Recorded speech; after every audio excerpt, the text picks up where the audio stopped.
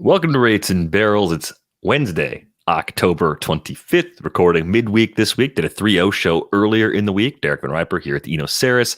On this episode, we focus on unusual hitter seasons from 2023, and it is impossible to fit them all into one episode. So the good news is, if you submitted some names that are not discussed on today's pod, there are review and preview opportunities for those players to be covered. So if they don't get covered today, don't sweat it. We'll cover them at some point between now and the peak of draft season when that rolls around again.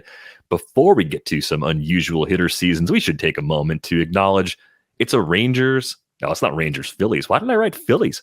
Rangers Diamondbacks. You just assumed we all just had the Phillies in there. I didn't even do that. I didn't even make that assumption. I'm just that tired. Rangers Diamondbacks, Game 1 on Friday. World Series getting underway here in just a couple of days. Good thing I can rest up by then. Yeah, I'm gonna edit that out of the video. That never happened. No, it's funny. It was an absolute mistake. I didn't pre-make it. The rundown says D-backs Rangers World Series. I, for some reason, just brain farted because that's what I do. It's a fun matchup, right? It's an elite offense in the Rangers going up against a young team that probably got to this point a year ahead of schedule, which is bothering some folks on the internet. But frankly, this is a good team that's played well at a very important time of the year. And I think this is a great matchup. I don't know if Major League Baseball is happy from a ratings perspective, but I don't really care about Major League Baseball from a ratings perspective. It's not my job to worry about that. It's my job to enjoy the baseball and talk about the matchup that we do have. I think this is a very good one. Yeah, I think they're actually sort of well matched. The difference in the pitching staffs between Arizona and Texas, which I was tasked to preview for The Athletic written, I couldn't really pick, because I think that if you're looking at, the top two, they both have really solid top twos. The third, in each case, Max Scherzer and Brandon Pfaadt have very different track records, very different stages of their careers, and very different recent track records where Max has been struggling and Pfaadt has been surging. But if you kind of zoom out, I had to say maybe I give Texas a slight advantage in the rotation. In the bullpen, I would give Arizona a slight advantage. Neither was the stuffiest bullpen of the postseason, but Arizona seems to have a fair amount of funk in Sewald and Thompson, and a good enough thump with Ginkel. And it seems sometimes like Texas really only trusts two guys. They throw a Aroldis Chapman sometimes, but do they trust him? So to me, it looks like Sabors and Leclerc and pray for rain. So I'm going to take the Arizona Diamondbacks reliever core, and then lineup wise, I'm just taking Texas. And so for the fourth series in a row, I'm going to pick Arizona's opponents. And this isn't to say that I think they're phonies or contenders or not a good team. It's just, I mean, this is a team that won 86 games in the regular season. It's not a juggernaut. It has flaws. It's okay for me to point out the flaws, that the middle of the bullpen, the back of the lineup, those sort of things. So, but they were, that they were the second best defensive team in baseball this year. Arizona was. See, that's the way you exceed expectations in the eyes of a lot of folks, right? You do a good job in run prevention, and it makes a not necessarily deep rotation or bullpen play up, because you're playing quality defense behind all of those guys. But in some ways, it feels like that sells Zach Gallen and Merrill Kelly a little bit short. Pfaadt really is the wild card. He's pitched really well, especially in these last two spots where it's mattered in a huge way. So just to get the best of him right now is huge for that Diamondbacks core. I think it's going to be a great series, probably a high scoring series. If I had to put a guess out there, I would assume we're going to see, a lot of 5-4, 6-5 type games, because these teams can put runs on the board. And what I want to see is how much pressure can Arizona get on the base paths too, because they've got the speed. They started to at the end of that series a little bit, you know. And I think maybe that's a sign of things to come. I mean, all the things you could say about the way these teams match up would be pretty similar. I think the Rangers and Phillies are actually really similar teams in so many ways, the way they're constructed. Did you just do it again? No. I think the Rangers-Phillies matchup, if it had happened, those two teams were like the Spider-Man meme pointing at each other, and all the things you would have criticized about the Diamondbacks going into that NLCS against the Phillies, you could say are similar things that right now. Yeah, and it's like, well, if they did it, they just did it with the same concerns. There's no reason why they couldn't do it again. It might be a similar script. It might take a little more from that offense, start to finish, to keep pace. Texas lineup might be even better than the Phillies one. I mean, one of the things that I think is sort of fantasy relevant and interesting about that Texas lineup is just the fact that, you've heard us talk on this show about chase rate and why it's important and how it ages and how contact outside zone ages and things like that. And so, that at least my bias is kind of away from Adolis García types. And we've even talked about that in particular. But if you look at what this Texas team is like, they're a team that, chased outside the zone less than I think 28 teams in baseball. I think they were second or third in chase rate this year. And yet putting Adolis on that team is perfect. If that was a team of Adolis, like, I'm not sure it would be the best idea. It's like they all be chasing. It's like, you might be able to shut that lineup down, but you put him in, like, just think of like him and Evan Carter back to back. It's just like trying to pitch to one and then trying to pitch the other. It's completely different mindsets. I mean, Evan Carter is going to wait you out, is going to just, be super, super patient, and Garcia is going to go for it. So, it's kind of schizophrenic to face that lineup, I think. And it's super deep. Like, if you just think about the bottom of that lineup, you're talking about Jonah Heim, Mitch Garver, Josh Young. They're just better than Evan Longoria and, the very bottom of the Arizona lineup. And so I think it's a lineup that has different approaches, different strengths, and different weaknesses. And it's a really, really good lineup. And the fantasy takeaway for me is two things. One, have some diversity in approach. I think, this is something I've been trying to teach myself, is that you don't want all of the same guy on your team. I don't think, I mean, it's obvious if you just look at the 5 categories. You have 5 categories. There are some guys who can do all 5 categories, but really the best, fantasy team is one that is sort of balanced through the 5 categories. And the other way that it's obvious is that chase rate does matter for aging. And so it can be good to sort of have a bias towards guys that don't chase and have good strikeout rates and have good walk rates and are really steady. And yet that'll price you out or keep you out of a pool of players that you don't want to be out on, like, especially in the middle of their careers. Like, yes, Javi Baez at 32, like, stay away. But Javi Baez at 26, don't say, ooh, chase rate, I can't have that, Then all of a sudden you don't get these great seasons from these young athletic players. So, I think there's a couple things you can still learn. How about this, though? Can we overlearn? So what about Brandon Pfaadt? Well, I know we talked about him a lot, but like, where would you rank Brandon Pfaadt next year? Like, just sort of generally, like, how much has this run changed your opinion of it?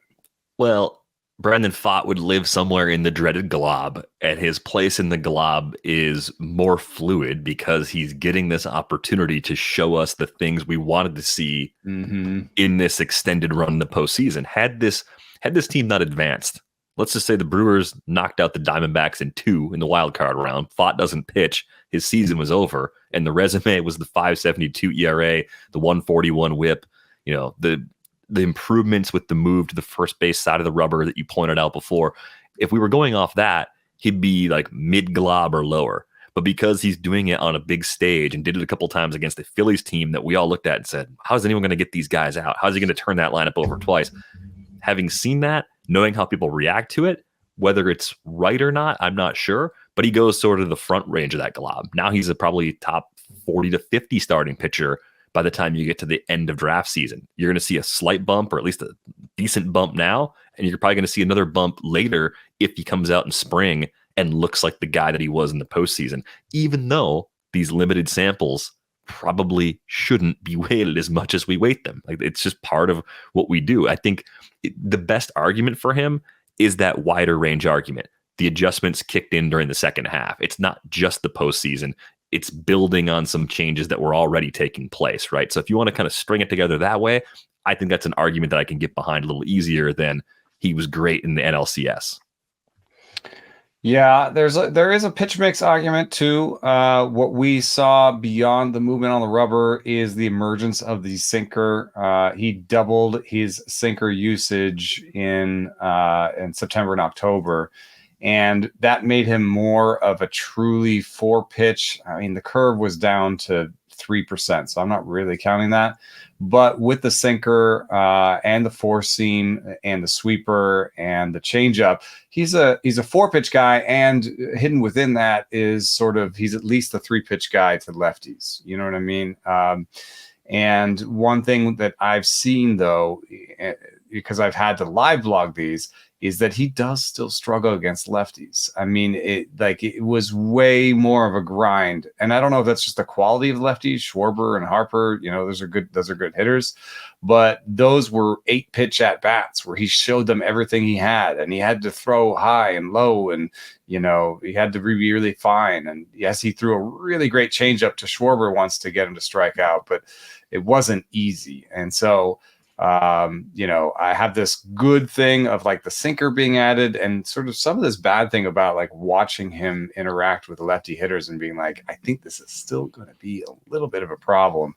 The sweeper is his best pitch, and the sweeper is not good against lefties. So there's something in there that makes me a little bit nervous. And so, yeah, you're talking about this like recency bias of like, oh, he just dominated in the playoffs. If he does it again in the World Series, like, it's going to be like, I think he'll actually price out of my range, then I'll just feel so dumb because I will have bought him the year that he wasn't good, to a certain extent. I didn't have that many shares, but like, I would have bought him and then been priced out of the next year, and then I'll be watching and seeing what's going on. But I will point out that the in-season projections for Pfaadt are very blob-like.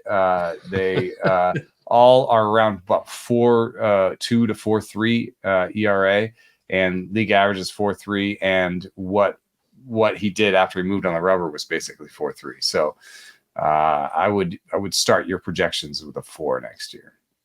Season pitching projections brought to you by the Bob Blah Blah law firm. Since we're feeling stupid to start today's show, let's just keep that momentum going. Adolis García is worth talking about here. He doesn't necessarily fit the rundown today, but since we're talking about World Series related stuff, he was a miss for me because I got stuck on the things he wasn't able to do in the underlying numbers that we like to see. Because he was reaching a lot, I looked at the overall plate skills and said, he needs to walk more or strike out less. And based on what he's doing to this point in his career, this is kind of the first full season coming out of 2021, especially, I'm not sure it's going to be there. And I think the way I assessed him was he's going to play every day until this team gets better. And by the time they're good enough to make a run like they're on right now, which was probably another year or two down the road, they'll have a better option. And part of that was age. And there were a couple of mistakes I made with Garcia. And someone that listens, I think it was Jordan that listens to us, was asking about it. And he wasn't going in for a dunk. He was more just like, what can we learn? And I think it's two things. I think Garcia started playing pro ball late because he signed as an international free agent out of Cuba. And I don't think you can hold age to level against the player who starts late. And it could be a player domestically who suffered injuries, went to college. Sometimes the timelines are just different, right? Experience shouldn't always be measured in years. Sometimes it needs to be measured in plate appearies. But there is actually there's some statistical backup for that. In that piece that we referenced about age at level, I believe Stoltz looked at experience versus age, and that they weren't always aligned. And so, yes, experience is a little bit of a finer tool than age, like in terms of how long you've been playing experience versus age. And I think some of that, it changes a lot depending on where players come from. Like, what league did you play in previously? If players come from Japan or Korea, I think there's a similar sort of thing that may have happened with Ha-Seong Kim, where we quickly dismissed him because he didn't come over and hit to MLEs right away. And he made some adjustments and is clearly a lot better now. So there's lessons like in that bucket for Garcia. Came over from Cuba a little late. As a result, I think I at least wrote off the possibility of some improvement. I mean, he walked more than ever, and he cut his strikeout rate from 21 to 22 to a manageable level. I think a high 20% K rate is fine when you barrel the ball as often as he does. He was among the players on this team that got better at reaching. He does not swing at as many pitches outside the zone this year as he has in the past. And we could argue, whether that's sticky or not for multiple years, and that's all a valid argument. But the improvements he made were just things that I didn't see him getting better at. I just thought he was already a finished product in 21, and there was nowhere to go but down. The other thing we pointed out after that season, Adolis Garcia in 2021 swung and missed at more high fastballs than any player in the league. He was number one in whiffs on high fastballs, zones 1, 2, 3, 11, and 12, if you're looking at a StatCast map. So everything at the top of the zone and then above it. And, that's great to have that information. I think we should continue to look at holes and different things. But if that's the only hole and he hits other stuff, then you're fixating too much on the hole. So that may have been a mistake that I made too, putting a little too much stock in that particular flaw in his approach. And yet, I may make the mistake of being out on him a fourth time in a row. The reasons that I have are that I'm after 2 seasons of chasing 40% of the time, I'm not sure I'm ready to believe a 33% chase rate right away. Secondly, his stolen base attempts went down a lot. And so I'm just not sure how people are going to value him. If I'm paying next year for a 240 batting average and 30 home runs, then I will buy him. Right. I have a feeling that he's going to go for more than that.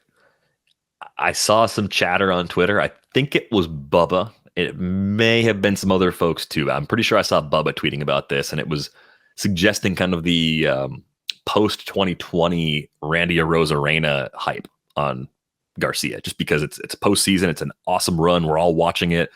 We're tacking that on to the impressive. It's also very season. Demonstrative and makes it even more memorable. Yeah, the stolen base thing is interesting because when you pop 12 more homers, you just wiped out 12 stolen base opportunities with more homers. that happens a little bit.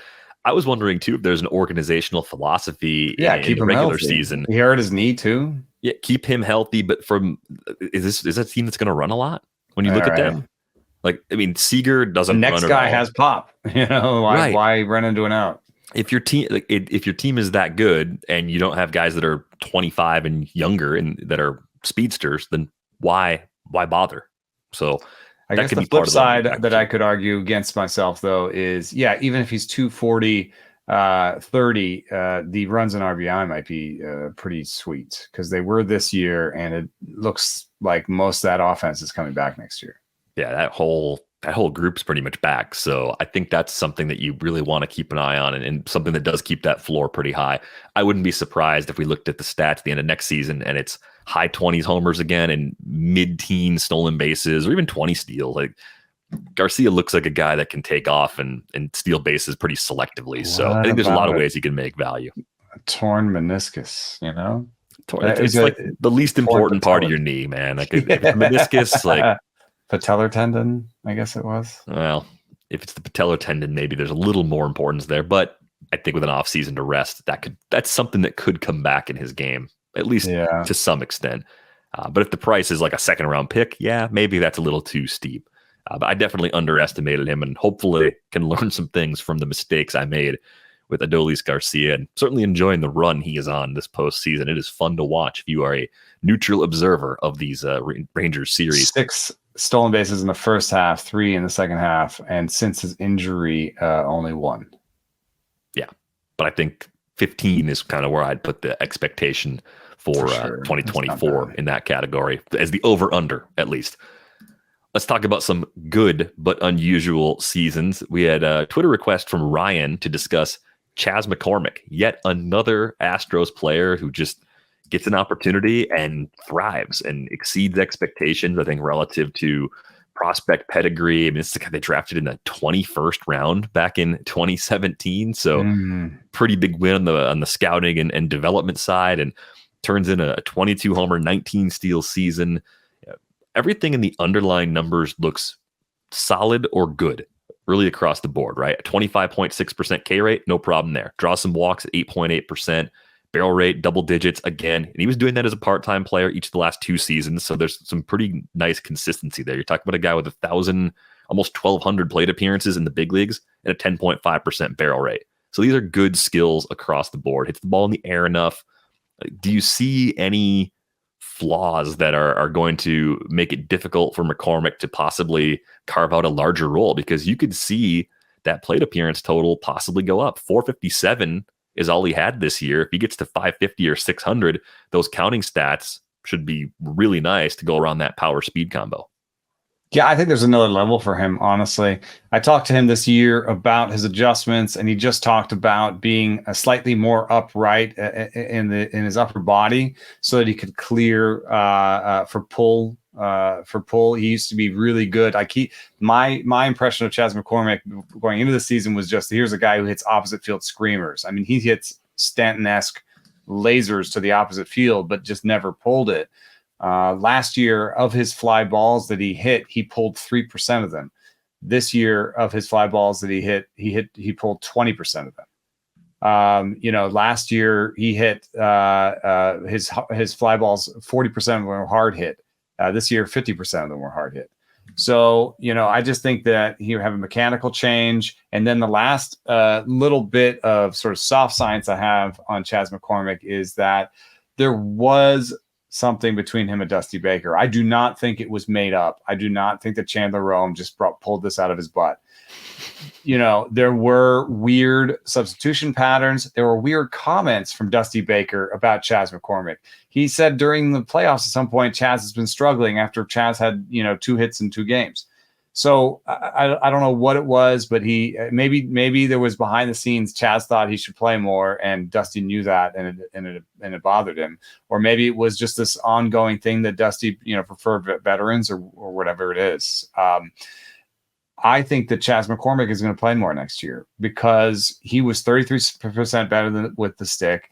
McCormick finally was great against right. I don't know if he's great against right-handers. He's always been better against left-handers, but he was better against right-handers.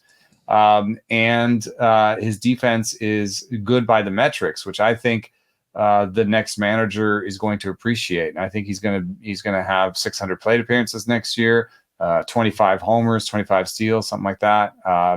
I think there's another level. So this is one of those times when you have, a great baseline and not the very best postseason. So not everyone's going to be thinking about how great Chas McCormick is.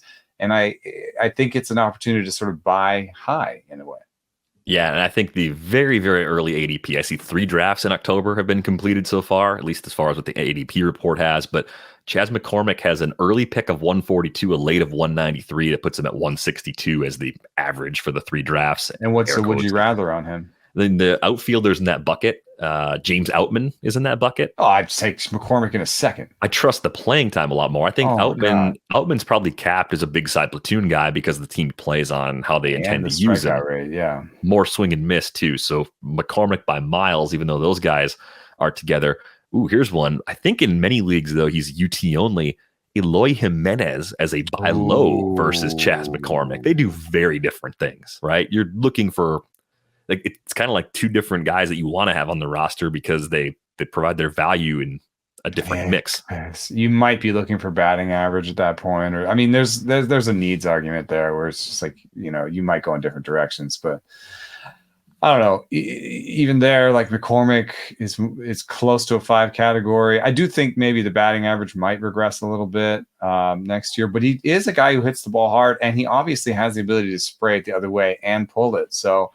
He may be a 330 true talent BABIP guy. And if that's the case, then he should be able to manage at least 260, 270 average, even with that strikeout rate, McCormick. So I think I'm arguing him over Eloy, who has a really hard time staying healthy too. It's an unfortunately long history of Eloy underperforming, just being able to stay healthy, but also not being consistently at his kind of higher end for skills. Masataka Yoshida's in that range. Wyatt Langford goes a little earlier than Chas McCormick. I love prospects, but that seems maybe a little aggressive. So I do like where McCormick is going right now. There's a little bit of a gap before you get to the next cluster of outfielders. But if you said, wow, Cedric Mullins is going that late, Mullins, Ian Happ, Riley Green, this is a nice little pocket of outfielders going outside the top 100. So could be a good draft season to wait a little bit to round out that outfield. What do you want on a Wyatt Langford that Chas McCormick's not going to give you? You just think he's going to hit like 30 homers in his first season? I guess the batting average is enticing, but yeah, I guess the batting average is what's enticing. Man, Wyatt Langford was just on a tear this summer. It's pretty intense. His batting averages at each stage: 385, 333, 405, 368. It's like a dozen games at Double A at a 519 OBP. He did everything he could to say, I'm ready for the big leagues, and he is, but wow. That's a nice swinging strike rate and walk rate combo. Oh. I think what's really hard about evaluating a player that gets drafted, in the middle of the summer and comes up and just dominates at every level is that the minor leagues just get depleted over the course of the season because of big league attrition, right? And I'm not trying to AAA that he hit 368 in. I know it's only 26 plate appearances, but that's not a very good AAA at that point in the season. No, but at the same time, like he dominated whatever watered down version of those levels you wanted, however diluted they were. It's still impressive what he did. It's just a really small sample. So pretty wild to see him going there. But when you look at the numbers, you start to understand how people maybe came to that conclusion. Here's the one that I think we're going to be a little less optimistic about: Lane Thomas. And the knock for Lane Thomas, he exploded for 28 homers this year, maxed out the playing time, kind of had to sell out to get the power, giving away some of the patience, maybe ambushing some stuff earlier in counts to get there. Okay, that's all fine. The K rate didn't jump that much. A 25.8% K rate. It's like 2 percentage points higher than what he did 2 seasons ago. No problem there. But he walked a lot less. And the knock on Lane Thomas, this came from one of our listeners all the way back in the winter, if I remember correctly, was that Lane Thomas really hadn't been that good against same-handed pitching. Righty on righty, he had really struggled. He'd done a lot of his damage against lefties. And as an everyday player, he may have been leaving something on the table, even if you scaled up the playing time. And even with the great numbers that Lane Thomas put up in 2023, he struck out 29.2% of the time against righties, hit 242, 292, 427 against them. So a 91 WRC plus. That's up from an 86 for his career prior to 2023. And he walked half as much against righties this year than he did previously. So definitely a change in approach and some kind of skills improvement. But where do we go from here with Lane Thomas? Yeah, I'm a little bit more optimistic when you have a righty that is in this situation than a lefty. And my evidence for this is kind of anecdotal, but it comes from a weird place. I mean, I watch a lot of Little League. My kids are in fall ball now, and they're going to be in spring ball, and it's Little League all the time. And I think there's been one lefty pitcher in both of their leagues in the full year. So you just don't see lefties. And then maybe you see them a little bit more in high school and you see them a little bit more in college, but you just don't see lefties that often. And so a lefty, with lefty platoon splits, they just don't have all that time in their development process in which they've been getting better at lefties, But a righty has seen righties his whole dang life, And we're talking about a guy now who is approaching league average in his first real full season, maybe his second. I think that number could go up. He could combine the patience he had before with the more aggressive, more power that he had in his second try at righties, and in his third year be above league average against righties, in which case you might expect the 275 average maybe 30 homers, 25 stolen bases. I don't know. Those things are all possible for him in a way that I think nobody's going to believe. I don't think that the ADP, I bet you his ADP is nowhere near Chas McCormick's. This is my guess. It's earlier. It's earlier? Yeah, so far it's been earlier. Lane Thomas, fringy, right around that pick 100 range. Wow. Well, now you're pushing the limits of my arguments. I'm not. The reasons that I can say that I'm not sure about this guy is he's 28. He is right-handed, so he does see the platoon advantage, to a lot of people. So I can't say I'm that excited about him. Who is the would you rather on him? You're looking at Lane Thomas versus what? Lane Thomas versus Mike Trout in some instances when Trout falls. What world is this? I guess the stolen bases or something. I can't do that. Thomas had a career best 20 steals too to go with that power. He had a really good season. He really did. Yeah, but on some, it's still 109 WRC plus. A 109 WRC plus 28-year-old corner outfielder is not something that the league values. And if the league doesn't value it, you have to take some cues from that. You know what I mean? Yeah. How about Lane Thomas versus Brian Reynolds? They're very close in ADP. I'll take Brian Reynolds. Brian Reynolds he's just done it longer. Year to year. Yeah. Yeah. I think the supporting skills, right? It's a lower K rate. It's a slightly higher walk rate, multiple years as a track record, similar in age. They're both 28. Reynolds turns 29 in January. Thomas, the defense hasn't been August. Historically that great for Lane Thomas. So the projection for him might be under 2 wins, and under 2 win players are not league average players. A non-league average player on a rebuilding squad might get traded into the wrong side of a platoon on a better team at some point in the season too. So if it becomes you get 3/4 of a season out of him, full-time starting, and that comes at, basically a league average bat rate. I did want to add that context about righties and lefties, but in sum, I'm out on Lane Thomas at that price. Yeah, I think it's interesting if you take a look at righty on righty numbers, like you go back 3 seasons, because we want to make these handedness splits bigger. Like who else plays a lot against righties and struggles? Lane Thomas, the 87 WRC plus, Brian Hayes, 83 WRC plus. But his defense is keeping him in there. Right. And I think that's the really important part is like, well, what's the team situation? Do the Nationals have enough young talent ready right now to push Lane Thomas out of that spot? Or is it in 2025? Like there could be one more year there.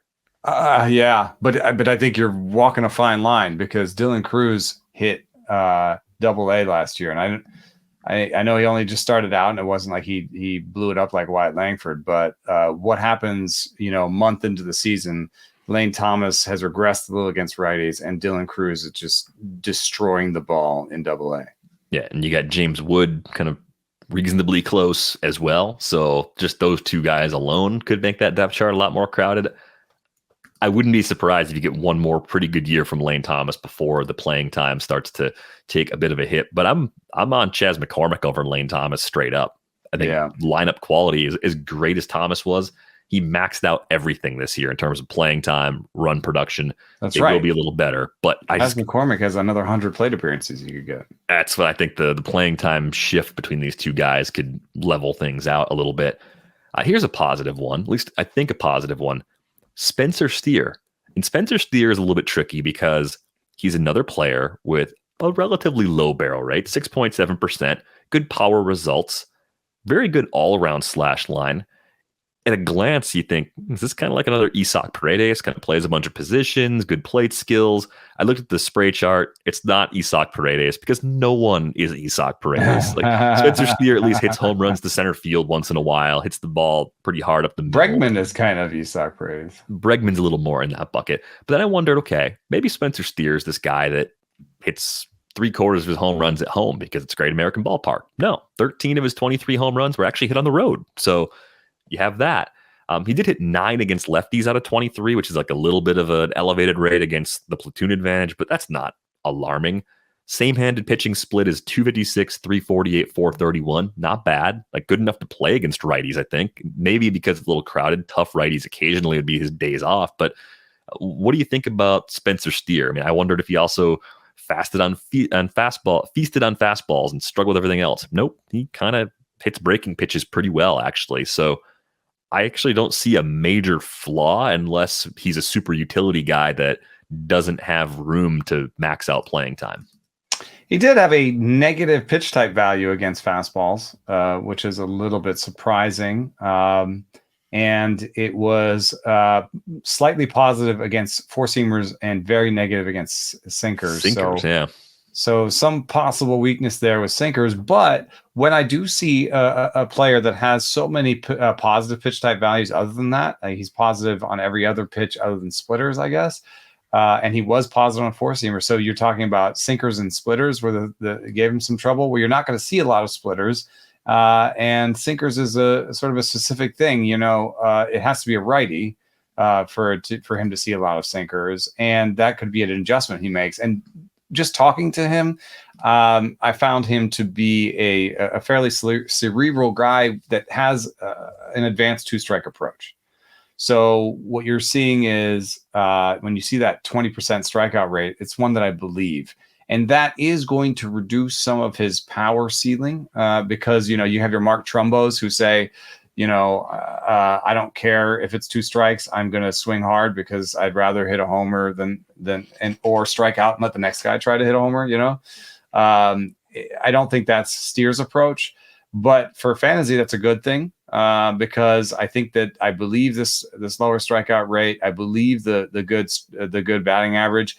I don't think he's going to be a league leader in any one category, but I do think he is going to be a solid player. So there's always a question of how much you will pay for a solid player that doesn't have first round upside, which I'm pretty sure he doesn't. But I'm guessing that his ADP is manageable and that I would take him over a lot of people around him. Spencer Steer goes even earlier than the last couple of guys we talked about. And part of that's the multi-position, part of that's the home park. I mean, I might still be in on him, though. Where are we going? 80? Yeah, right around pick 80. Range is 77 to 95. So you're looking at him versus Manny Machado. Yeah, okay. I'm not taking Spencer Steer over Manny Machado. I don't think that seems a little strange. Spencer Steer versus Spencer Torkelson. Yeah, I'm taking Steer. They're very different. They're very different players. Torkelson, by the way, I got a little note. It's interesting. Corbin Carroll is one of the ways that Corbin Carroll gets to more power out of a smaller package is a lighter bat. And Torkelson switched to a lighter bat last year. And I don't, at some point last year, I don't know if I have it right on my hand, but maybe I can find it. But here it is. Last offseason, yeah. So he switched to a lighter bat before he played last year. Torkelson did. And what you saw from that was, more barrels, more pulling, and getting to his power more. But he isn't going to steal bases. And he doesn't have that two-strike approach, I don't think. I think he wants to hit homers. And so what you've got instead is a more traditional low batting average, high power guy. I'm going to take Steer over that because I think he can contribute in more categories. There are some tasty would-you-rathers on this ADP chart already, like some real nice ones, like Christian Walker versus Spencer Torkelson. Like that's going to be interesting because those guys have similar mindsets, right? Those two guys are trying to do the same thing out there. But Walker strikes out less and is more refined, better part of his career, better, more adjustments in his rearview mirror. However, 32. Right. And the way it ended up, I think a slow start this year ended up kind of pulling down where Spencer Torkelson could have finished. 233, 31 homers, 94 RBIs, 88 runs, especially in that home park on a rebuilding team. That's a nice power output. Yeah, you're betting on more growth from him. You're betting on, but what if let's say we push him, right? And in-season projections, I think those are preseason or whatever. 230, they all wanted him to hit 230, which I get. But let's push him to 245 next year. with 30 homers and 5 stolen bases. That would be the worst year of Christian Walker's, last 3 years or whatever. It would be his worst full season output. So I still think I take Walker over Torkelson. I'm such a massive bozo because when I see, Machado and Arenado next to these guys, I'm like, how would you not take Machado or Arenado over Spencer Steer and Spencer Torkelson? Like, what do you? And I know Arenado had some back spasms at the end of the year, and being 32, and I think he turns 33 soon after opening day. You worry a little more about that, but it wasn't like Arenado didn't have an Anthony Rendon injury. Like, he still got the 600 plate appearances again last year. So that seems a little silly to me, right? And why Manny so low? Because I think Manny actually, we know that Manny played through injury. So I could see him being better next year. And at 31, he's younger than Arenado. It's the elbow surgery. That's what it is for Machado.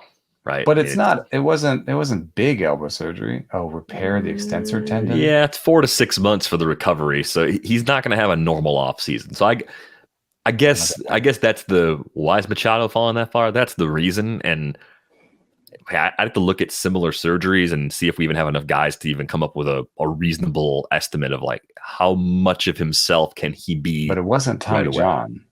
It wasn't Tommy John, but yeah. Actually, I haven't seen extensor tendon surgery listed very often. That actually seems a little more unfamiliar to me. Yeah. Well, it's interesting he played through it, Mm-hmm. Played through it, but needed the surgery and couldn't play third. I might be inclined to say that in like a keeper or a dynasty league, if you're just looking at long-term value, probably someone you'd still be going after right now as opposed to someone you're trying to move while he's hurt. I think there's a lot to like there. Here's another tough one. Cody Bellinger. I mean, we talked about it a few times over the course of the season. We had an email from Max, I think in September, who wrote, "It's been a joy to watch Bellinger work this season. Can't help but wonder why his StatCast page doesn't seem to be in line with his results. My eyes may be playing tricks on me, but seeing him day in and day out, it seems like he has unusually good timing for when he makes impact with the ball. It looks as if he's going and getting the ball at some sort of optimal point in his trajectory for his swing." So is this a thing? Is this part of what makes Bellinger? Like, how do you rectify the difference between the production and the underlying StatCast numbers being pretty far away from where you'd expect him to be with the results he was able to put up? I mean, how would you measure that? I mean, yes, contact point would, in terms of out in front of the plate or whatever. Get it out in front, yeah. Yeah, that would be something that if we had that, it would be great to measure. I just looked at pulled fly balls. It was the best pulled fly ball rate of his career. But when I say that sounds a little bit more impressive than it actually was. So he had a 33.2% pull rate this year. In 2021, he had a 33%. In 2018, he had a 32%. 2017, he had a 32%. But it is interesting that most of his bad years, he was down at 27%. So is that a huge difference? It's a difference. He pulled more fly balls. He went back to the kind of pulled fly ball rates that you saw in 27 and 2018, which is when he was better. So that's a good sign. And that doesn't show up with just looking at all this. It's also a good way to make more of your barrels, is to pull your barrels as opposed to push your barrels. But I just am a little bit skeptical of him because we just haven't seen that full health. And the way that I demonstrate we haven't seen full health from him, that pre-shoulder surgery health, is we have not seen him hit a ball 110 since the shoulder surgery. And that continued this year. So I kind of feel like it's fool's gold to some extent. So the raw power is down. And I think what's interesting here is it's free agent year again for Cody Bellinger. Yeah. And I think about how, the Yankees were the frequently rumored destination for Bellinger when the Cubs were certain sellers. And then, of course, they were playing well and it looked like they were going to make the playoffs. And, well, womp womp. But with Bellinger, he's a Brewers fan. I had to throw that in there. You know what? I only do it because of Twitter. I don't actually have a deep-seated hatred the way most people do. I'm level-headed about these things. If Bellinger ends up in Yankee Stadium as a free agent, it's a little easier to buy into the repeat, right? Just because of the way he's been doing it. Those pulled fly balls for a lefty in New York. You max out the rewards of that approach. And I think it's going to be fascinating from a real-life perspective of what does this contract look like, given the highs and lows we've seen for his career. I hope for his sake that he can cash in a way that he gets everything he wants this offseason. Isn't a multi-year deal, but where he lands might actually dictate how aggressive I am going to be. The market early on has him as a fringe top 50 player. So you're not really in a position to... You're paying full freight. You're not going to feel great about him at that price when you look back at pre-2023. Like, that's just... it's tough. What if you draft him and he ends up on the Giants or something? I think that would be kind of devastating. Yeah, he could still pull some into the water, but the pull power alley there is triples alley, is death to flying balls. Yeah, I mean, you just think about the barrel rate, 6.1%, and it wasn't like the hard hit rate was high and he hit the ball on the ground sometimes, and it was just like a mix of... hard hit rate was poor, the worst of his career. 31.4%, but the K rate was as good as it's ever been. So it's like he made all these tweaks and changes and was still chasing outside the zone, but he wasn't striking out. Like there's a ton going on there. I feel like it merits an even deeper dive. Volatile. I mean, it just sometimes it's worth just like zooming out and being like, oh, he just had like, he's had 2 superlative seasons in his career, maybe 3. He's had 2 okay seasons in his career, and he's had 2 devastating seasons in his career. Like, does that sound like something you want to buy into? Like, just think about the let's say Manny Machado hasn't been injured and you're just looking at an older guy, or Nolan Arenado. Nolan Arenado is just like excellent all the way through, a little bit older. I can buy into that package a little bit more, because I'm just like, worst case scenario, it's just a little bit worse. Worst case scenario with Cody Bellinger is he hits 180. It's happened. You have to think about the worst case scenario. In draft day, we're always like, best case scenario, he's going to go 30-30, Mm-hmm. You have the little devil on your shoulder. It's like, yeah, worst case scenario, he hits 180. I need, what I need? I need a friend, Jeff Zimmerman, to write a one-liner, the thing he likes the least about every single player in the pool. So that way, when I'm sitting there trying to make a decision, I can be like, I feel really good about Cody Bellinger. Then I can read comment from Jeff like, I feel terrible about Cody Bellinger now, and I just go to the next player on my list. Like that's the tactic that I want to use during draft season. The inner Jeff Zimmerman, yeah, for sure. Like, what are you doing? He's not going to do that again. Why would he do that again? It is interesting though. In XFL, it's a keeper league I've mentioned a couple times in the podcast. 15-team leagues, contracts, and salaries. Made a big trade with Jeff Erickson. It's the team that I co-managed with Ryan Bloomfield. And Cody Bellinger, Jeff has decided to do a rebuild. The principle of the trade was Vlad Jr. And in a weird way, Cody Bellinger felt like a throw-in just because of like when we made this trade a couple of weeks ago. And I think you can look at him like a throw-in. What was the trade? It was Vlad Jr. plus Cody Bellinger at keepable prices. Like Bellinger, I look at it as kind of like a keeper for this year and a maybe for next year. Probably just a 1 year, like makes the team better right away. So fairly expensive, Cody Bellinger. Like $14, I think, is the price for this year, and he's plus $5, $19 in 2025 if he's good. So there's a chance he's a keeper again, but no guarantee. So I looked at it as kind of like a nice secondary piece. Vlad Jr. incrementally goes up like 3 a year. I think he's 16 this year. So it's like either 16 or 19 this year. It keeps going up. Anyway, the point is, like, what'd you get back?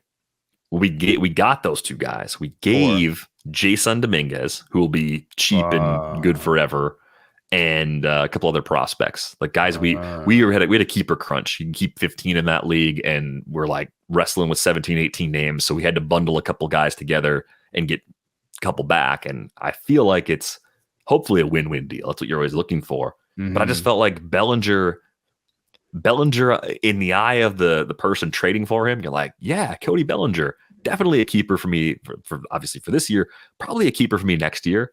You could live that for a month or two and go, holy crap, I can't even start this guy. That's in the range of outcomes. Still, yeah, totally. Even though 2023 was really good. The fun thing about your trade, though, is that I feel like, I mean, the worst case scenario is pretty bad. You know, the worst case scenario is you don't have any keepers next year. Yeah. I mean, somebody was bringing up that, like, if Vlad Guerrero Jr. doesn't do better next season, he could be a non-tender candidate. Whoa. Really? Just blew my mind. But I mean, this might be being too perennially on Fangraphs of a type of a take, you know, because he still was 18% better than league average with a stick. And I think most teams will take that. But with the defense and everything, it was a 1-win season by Fangraphs WAR. And they did pay $15 million for that 1 win. So I can see where the take was born. I don't know that I necessarily believe it. First of all, you know, defensive statistics a little bit further behind. Secondly, teams will pay for superlative offense. So if he doesn't necessarily improve, but is still 20% better than league average, I think they'll just keep tendering him. So I don't think that that's something that would happen. But it does point to what a disappointment this season was for Vlad Guerrero. And it's funny, if you took his name off of it, 264, 26 homers, 5 stolen bases, that feels like I could tell you that's what Christian Walker did this year. So, okay, a little more to the story here, because this is I think part of the reason why Jeff was comfortable trading him is this is an OBP league, and escalating prices. If this is who Vlad is, then there's a year or two where he's underpriced, then he's appropriately priced. And that's not necessarily that valuable if you're a rebuilding team. You don't want to get caught holding on to a player that drops off in value, because then you get really nothing later on, like a corner infielder that hits mid-20s power and kind of has an average-ish OBP. Like I get it from that perspective. I think what's maybe lost here with Vlad Jr. for a lot of people is like he's going to be 25 in March. And if this is the floor, and we've seen this multiple times from him, this is a really good floor. It's a question of how much you believe there's still more ceiling. A 49.2% hard hit rate, that's still excellent, right? The swing decisions haven't been as good this year or last year as they were in the shortened season in 20 or as they were in 2021 when everything fell into place. But what do you think is the most likely outcome? Like, what would your back of the napkin projection be for Vlad's 2024 when you look at that high peak of 2021 with a lively ball and what he's done the last 2 seasons, right? Like, you probably, if you just kind of like off the cuff Marcel it, you're leaning more heavily on what just happened and then a little less on what happened a year ago and then a little less on what happened 2 years ago, but it's still in there. It's still better than what he just did. You have to put aging in. And in this case, aging is a benefit. You know, he's still actually in a place where the aging would improve his projection. And so I think I land on 2022. 274, 339, 480 with 32 homers and 8 stolen bases. That's I might even nudge the walk rate up a little bit, right? Because we saw that skill in a good place again this year, even though it wasn't at the 2021 level. And the lineup's still really good, right? So all those counting stats we talked about a little earlier with the Rangers bats, like Jay's still got plenty of quality there. So you're still getting lots of runs and RBIs. I don't know. I think as disappointing as it was, I thought from a keeper perspective, especially the window was perfect just based on when Jeff started trading. He also had Juan Soto, and he traded Soto. Unfortunately, I had bedtime duty. And Juan Soto got traded while I was on bedtime duty. And I was like, well, Vlad's still out there. Had that one. Vlad's going to be cheaper. And the timing of trades, when you know someone's like rebuilding. Oh, like, God. After each piece jump in there, there's that feeding frenzy. It's a little bit of a feeding frenzy, but eventually it's like, well, you're committed to the rebuild, so you might be a little more likely to get a deal done if you don't do the first deal. If you're the second or third deal, yeah. That's how I felt about it. You're not getting that much of a discount on Vlad and redraft relative to how people talk about him anyway. The range is pick 24 to 42. The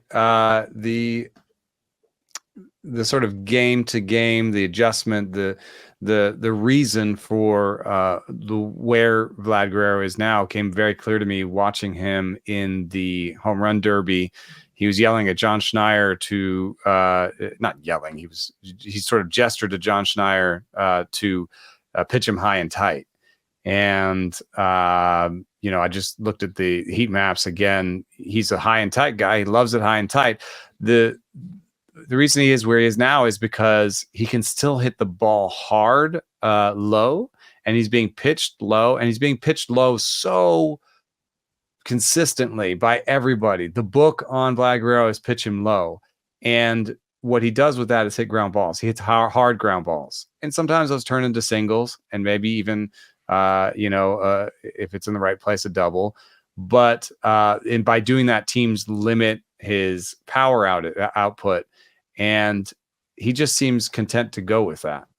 He has some good discipline. He has a good sense of the zone, but when he sees a ball that's low and in the zone, he's going to swing at it, as opposed to Juan Soto, who sees a ball who also hits the ball high and tight, loves it high and tight.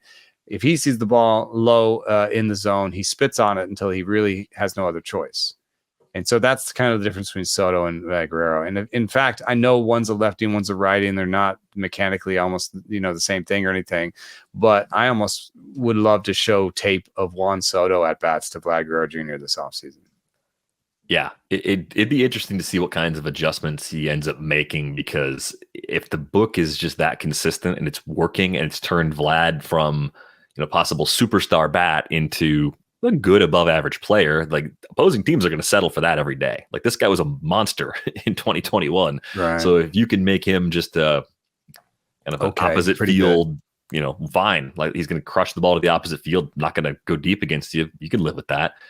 So what's funny about all this is, as we were trying to put together an offer, we have Triston Casas on this team. Again, it's an OBP league, and Casas is coming off of a nice, like kind of breakout sort of choice season. Of sending Casas or Dominguez, or was that really on the table? Well, so internally, when Ryan and I are going back and forth and we're looking at it, I looked at Casas and then I looked at Vlad's numbers, and I'm like, who would I rather have if Casas is cheaper by like $10? So he's going to be cheaper for a long time. Would I rather have? Would I rather have Casas straight up than Vlad Jr.? And that sort of informed, like that feeling sort of informed me to not go like crazy and pay for 2021 Vlad, right? So the trade ended up being Dominguez, Chase DeLauter, a very cheap Ronnie Mauricio, who, because of power, speed, playing time, should be good. I think he gets a little dinged in OBP, but Mauricio should play a ton for the Mets in 2024. There's nothing for him to prove. So I think he's going to be a guy that I get a lot Chase of. DeLauter, some people are saying is the, it's funny how that a phrase can be ruined like that. People are saying Chase DeLauter is one of the best talents in the AFL. Getting an extended chance after some injury issues, I believe, and so he might be on the fast track too. So you might have given up a lot of talent, but you got two guys who have MVP type seasons in them. Wide ranges, like you're buying it on Bellinger coming off the bounce back, and you're kind of hoping for the bigger bounce back from Vlad Jr. Miguel Vargas also part of that deal as a buy low too. Yeah, I mean, I just felt like it was fair. It felt like I parted with guys that I wanted to keep and couldn't keep, and got some guys back that I wouldn't have been able to get before. The added value to your team of those secondary pieces goes down with every piece. And it just lined up really well for us. What are those guys? We couldn't keep them all, but Jeff could. Yeah. But if you didn't have 15 keepers, you're like, well, shoot, these guys should be kept, and they could be awesome. They could be part of my next good team. That's part of an adage I have, that there is no overpay when it comes to limited keeper status. If you got the best player, then there is no real overpaying, because everybody is trying to slim down to get to that 15 or get to that roster number. So, it's not a blanket truth that there is no overpaying, but it's, if you got what you wanted and, you didn't have space for all of them, then kudos. And Dominguez, because of the injury, especially, had to wait longer. He's the perfect player to trade for if you're in the rebuilding situation. If you're in Jeff's position where you're trying to win a couple of years from now, great. Dominguez being out for most of this season, that doesn't matter. Like, he's going to stay cheaper longer as a result of maybe not playing much in 2024. So I don't know. The mechanics of the keeper trades always a little bit fun to dig into, but would I rather have Casas or Vlad Jr. moment was and sometimes that's like inflating the guy on your own roster a little bit, but in this instance, I'm like, in this format, OBP especially, Casas is always walked, so that category is probably a win for him. Run production, power still probably leans Vlad. Homers might be even though, so interesting thoughts there, and part of why we didn't send Casas back. Dominguez would be one of my number one targets in Dynasty and Keeper leagues if I was rebuilding, because like, even if you want Jackson Holiday, good luck. You're not going to get him. You're going to get him. The shoulder injury and some of the up and down nature of Dominguez's WRC pluses in the minors offer just the slightest bit of opportunity to pry him loose. Yeah, not shoulder injury, the elbow injury. Perfect storm. But let's hope that Ryan and I are right about Vlad Jr. I make trades hoping that it just works out for everybody. I think this one has a chance because there's lots of different ways for it to play out. We will get to some disappointing, unusual hitters beyond Vlad Jr. on our next episode. Not too much. We can't run this one any longer because the power company, they're turning off the electricity, not because we didn't pay the bill, because they're replacing power poles in the area today. So I'm going without electricity for 4 hours in the middle of my Wednesday. But hey, it's going to be okay. Is the next time we're going to talk to people? First pitch in Arizona? Nah, we'll do one early in the week before we go, and then we'll have one coming out. So we'll do some disappointing hitters, and then probably from the AFL, I figure I will have some AFL stuff plus numbers for you. And we'll have Chris Welsh on. We'll be live from First Pitch Arizona, so we'll be talking all the prospects from the AFL and have some pitching stuff plus numbers for them. So that'll be a good show, and excited for it. It'll be fun. A couple of fun ones lined up, and that's always a great trip. A little late if you haven't made plans yet. If you could squeeze it in, do it. If you can't do it this year, make your plans and prepare to do it for 2024.